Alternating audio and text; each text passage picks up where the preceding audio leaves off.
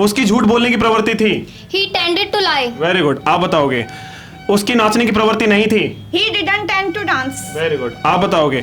क्या तुम्हारी उससे बात करने की प्रवृत्ति थी? Did you tend to talk to him? आप बताओगे। क्या तुम्हारी गाली देने की प्रवृत्ति नहीं थी? Did you not tend to abuse? Very good, very good.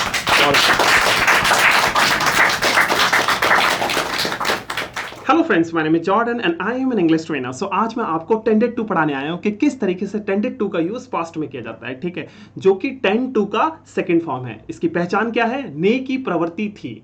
मैं आपको कुछ एग्जांपल्स बता देता हूँ ताकि आपको समझ में आ जाए, ठीक है। जैसे कि उसके यहाँ आने की प्रवृत्ति थी, या फिर उसकी झूठ बोलने की प्रवृत्ति थी, मतलब नेचर में था, उसका स्वभाव था, ठीक है, स्वभाव था, या बोल सकते हो मिजाज था, कुदरती तौर पर जो दिया गया है वो था, आदत समझ सकते हो आप इसको, या फिर बोल सकते हो किसी काम को करने की तरफ झुकाव होना, ठीक है। तो उसके लिए टेंडेड टू का यूज किया जाता है। अगर प्रेजेंट में यूज करोगे तो टेंड टू, जो कि अभी भी उसके नेचर में है, ठीक है ना, अभी भी उसकी आदत है या फिर उसका स्वभाव है, तो टेंड टू का यूज करोगे। लेकिन पास्ट में यूज करोगे तो क्या यूज करोगे? Tended to. जैसे कि उसकी झूठ बोलने की प्रवृत्ति थी, उसके नेचर में था झूठ बोलना, ठीक है। या फिर आप बोल सकते हो उसकी इंग्लिश बोलने की प्रवृत्ति थी, उसके नेचर में था। जैसे कि तुम्हारे पिताजी की मदद करने की प्रवृत्ति थी, प्रवृत्ति मतलब नेचर में था, मतलब इस काम को करने की तरफ झुकाव था, ठीक है ना। समझ में आ गया? तो आज ही इसको अच्छे से समझते हैं।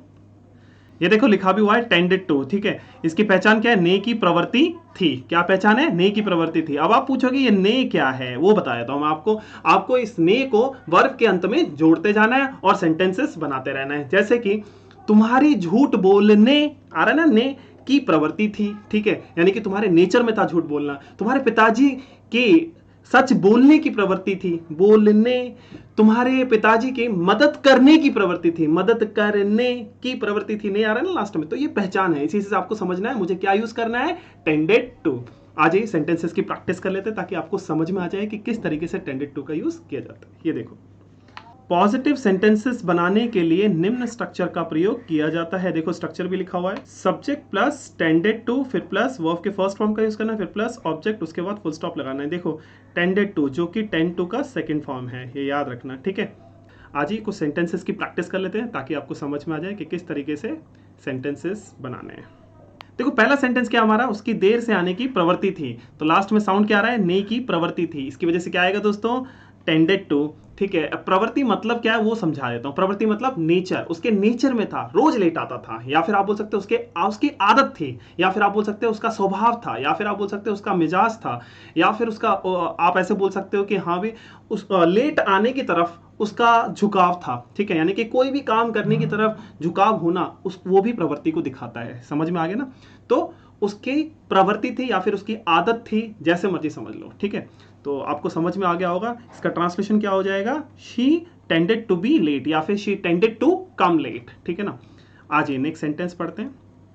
उसकी गलतियां करने की प्रवृत्ति थी, उसकी गलतियां करने की प्रवृत्ति थी। इसका ट्रांसलेशन क्या हो जाएगा? ही टेंडेड टू मेक मिस्टेक्स, ठीक है। नेक्स्ट सेंटेंस क्या है? अर्नव की उसकी बात से सहमत होने की प्रवृत्ति थी, अर्नव की उसकी बात से सहमत होने की प्रवृत्ति थी, ठीक है। तो इसका ट्रांसलेशन क्या हो जाएगा? Arnav tended to agree with her. Clear हो गया? आज ये नेक्स्ट सेंटेंस पढ़ते हैं।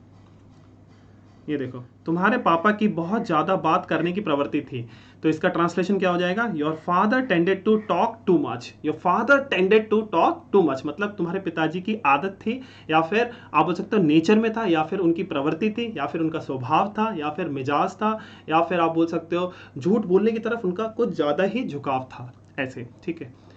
चलिए अब आ जाइए, नेक्स्ट सेंटेंस पढ़ते हैं।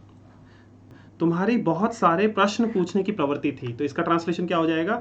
You tended to ask a lot of questions, ठीक है। नेक्स्ट सेंटेंस क्या हमारा? मेरी अपनी क्षमता को कम आंकने की प्रवृत्ति थी, तो इसका ट्रांसलेशन क्या हो जाएगा? I tended to underestimate my own ability. Clear हो गया? सो आई गेस आपको समझ में आ चुका होगा कि किस तरीके से टेंडेड टू को यूज करना है। अब आज हम नेगेटिव सेंटेंसेस पढ़ लेते हैं। नेगेटिव सेंटेंसेस बनाने के लिए निम्न स्ट्रक्चर का प्रयोग किया जाता है। देखो स्ट्रक्चर भी लिखा हुआ है, subject plus did not plus tend two plus verb के फर्स्ट फॉर्म का यूज़ करना है, फिर प्लस ऑब्जेक्ट, उसके बाद फुल स्टॉप लगाना है।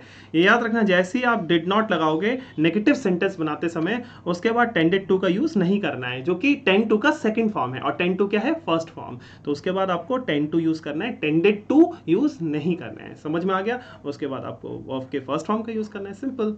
आ जाइए, अब हम कुछ सेंटेंसेस की प्रैक्टिस कर लेते हैं। देखो पहला सेंटेंस क्या है हमारा, उसकी झूठ बोलने की प्रवृत्ति नहीं थी, या फिर आप बोल सकते हो उसका स्वभाव झूठ बोलने का नहीं था। दोनों सेंटेंसेस का मीनिंग सेम ही है। चलिए इसका ट्रांसलेशन कर लेते हैं।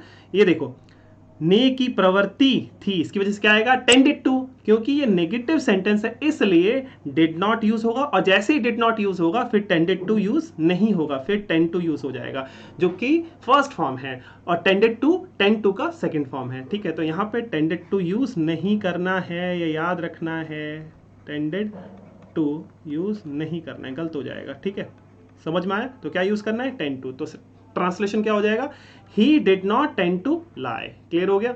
आ जाइए नेक्स्ट सेंटेंस पढ़ते हैं। मेरी इंग्लिश बोलने की प्रवृत्ति नहीं थी, तो इसका ट्रांसलेशन क्या हो जाएगा, I did not tend to speak English. Clear है? नेक्स्ट सेंटेंस पढ़ते हैं। उसका स्वभाव गुस्सा करने का नहीं था, या फिर आप बोल सकते हो उसकी प्रवृत्ति गुस्सा करने की नहीं थी, तो इसका ट्रांसलेशन क्या हो जाएगा, she did not tend to get angry. She did not tend to get angry. आ जाइए नेक्स्ट सेंटेंस पढ़ते हैं। मेरे पिता की शराब पीने की प्रवृत्ति नहीं थी, या फिर आप बोल सकते हो मेरे पिता शराब नहीं पीते थे, या फिर आप बोल सकते हो मेरे पिता का स्वभाव शराब पीने का नहीं था। तीनों ही सेंटेंसेस का मीनिंग सेम है। ठीक है, चलिए इसका ट्रांसलेशन कर लेते हैं। My father did not tend to drink alcohol. ठीक है, तो क्या हो जाएगा, my father did not tend to drink alcohol. Clear है? आ जाइए नेक्स्ट सेंटेंस पढ़ते हैं। तुम्हारे भाई की घर पर रहने की प्रवृत्ति नहीं थी, या फिर आप बोल सकते हो तुम्हारा भाई घर पर नहीं रहता था, तो इसका ट्रांसलेशन क्या हो जाएगा, your brother did not tend to stay at home. Your brother did not tend to stay at home. Clear है? आई गेस आपको समझ में आ चुका होगा किस तरीके से नेगेटिव सेंटेंसेस को बनाना है।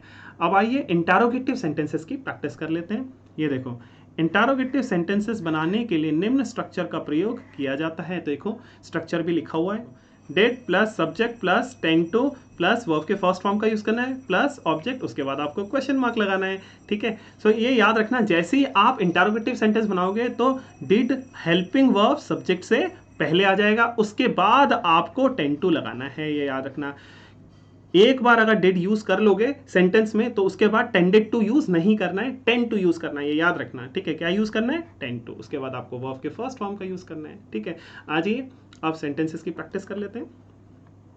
क्या उसकी फुटबॉल खेलने की प्रवृत्ति थी, तो लास्ट में साउंड क्या रहा है, ने की प्रवृत्ति थी, तो इसकी वजह से क्या आ जाएगा दोस्तों, टेंडेड टू, क्योंकि ये इंटरोगेटिव सेंटेंस है इसलिए डिड सब्जेक्ट से पहले आ जाएगा और फिर सब्जेक्ट के बाद टेंड टू आएगा। क्लियर है? फिर टेंडेड टू का यूज नहीं होगा क्योंकि डिड यूज हो चुका है। जैसे ही डिड आएगा फिर टेंडेड टू यूज नहीं करना है। समझ में आ गया? फिर टेंड टू यूज करना है। तो ट्रांसलेशन क्या हो जाएगा, did he tend to play football. Did he tend to play football. Clear है? आ जाइए नेक्स्ट सेंटेंस पढ़ते हैं। ये देखो, क्या वह सबके सामने नृत्य करता था, या फिर क्या उसकी सबके सामने नृत्य करने की प्रवृत्ति थी। चलिए इसका ट्रांसलेशन कर लेते हैं। Did he tend to dance in front of everyone. ठीक है, नेक्स्ट सेंटेंस पढ़ते हैं।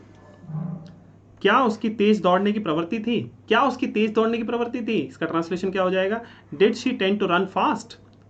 क्या अर्नव की अपने दोस्तों को गाली देने की प्रवृत्ति थी, या फिर आप बोल सकते हो क्या अर्नव अपने दोस्तों को गाली देता था, तो इसका ट्रांसलेशन क्या हो जाएगा, did Arnav tend to abuse his friends. Did Arnav tend to abuse his friends. ठीक है, नेक्स्ट सेंटेंस पढ़ते हैं। क्या आपके पिता की प्रवृत्ति बहुत सारे प्रश्न पूछने की थी, तो इसका ट्रांसलेशन क्या हो जाएगा, did your father tend to ask a lot of questions. Did your father tend to ask a lot of questions. ठीक है, सो आई गेस आपको समझ में आ चुका होगा कि किस तरीके से इंटरोगेटिव सेंटेंसेस को बनाना है। आज ही अब पढ़ते हैं negative interrogative sentences. Negative interrogative sentences बनाने के लिए निम्न स्ट्रक्चर का प्रयोग किया जाता है। देखो स्ट्रक्चर भी लिखा हुआ है, didn't plus subject plus tend two plus verb के फर्स्ट फॉर्म का यूज करना है, फिर प्लस ऑब्जेक्ट, उसके बाद आपको क्वेश्चन मार्क लगाना है। ठीक है, ये याद रखना। ये याद रखना कि सब्जेक्ट से पहले आपको डेंट लगाना है, उसके बाद टेंड टू। आपको अगर डेंट यूज नहीं करना है तो डिड लगा दो, फिर सब्जेक्ट, उसके बाद आप नॉट लगा सकते हो। कैसे, वो मैं दिखा देता हूँ आपको। ऐसे डिड फिर प्लस सब्जेक्ट फिर प्लस नॉट फिर उसके बाद टेंड टू, आप ऐसे भी लिख सकते हो। ठीक है, चलिए कुछ सेंटेंसेस की प्रैक्टिस कर लेते हैं ताकि आपको समझ में आ जाए। ये देखो, क्या उसकी झूठ बोलने की प्रवृत्ति नहीं थी, तो लास्ट में साउंड क्या आ रहा है, ने की प्रवृत्ति थी। इसकी वजह से क्या आएगा दोस्तों, टेंडेड टू, क्योंकि ये नेगेटिव इंटरोगेटिव सेंटेंस है इसलिए डिडंट सब्जेक्ट से पहले आएगा, ये याद रखना। फिर उसके बाद टेंड टू यूज करना है। ठीक है, आइए इसका ट्रांसलेशन कर लेते हैं। Didn't he tend to lie, didn't he tend to lie, clear है। आ जाइए नेक्स्ट सेंटेंस पढ़ते हैं। क्या तुम्हारे पिता की चाय पीने की प्रवृत्ति नहीं थी, या फिर आप बोल सकते हो क्या तुम्हारे पिता चाय नहीं पीते थे, तो इसका ट्रांसलेशन क्या हो जाएगा, didn't your father tend to take tea. ठीक है, didn't your father tend to take tea. Next sentence पढ़ते हैं। क्या उसकी ज्यादा सोचने की प्रवृत्ति नहीं थी, या फिर आप बोल सकते हो क्या वह बहुत कुछ नहीं सोचती थी, तो इसका ट्रांसलेशन क्या हो जाएगा, didn't she tend to think a lot, didn't she tend to think a lot. ठीक है, आ जाइए नेक्स्ट सेंटेंस पढ़ते हैं। क्या राघव की यहाँ आने की प्रवृत्ति नहीं थी, क्या राघव की यहाँ पर आने की प्रवृत्ति नहीं थी, तो इसका ट्रांसलेशन क्या हो जाएगा, didn't Raghav tend to come here, didn't Raghav tend to come here. Clear है, आ जाइए नेक्स्ट सेंटेंस पढ़ते हैं। क्या मेरी आपसे सहमत होने की प्रवृत्ति नहीं थी, तो इसका ट्रांसलेशन क्या हो जाएगा, didn't I tend to agree with you, didn't I tend to agree with you. Clear है, सो आई गेस आपको समझ में आ चुका होगा कि किस तरीके से टेंडेड टू का यूज किया जाता है। Next time again I will come with different video with different concept. Thank you so much.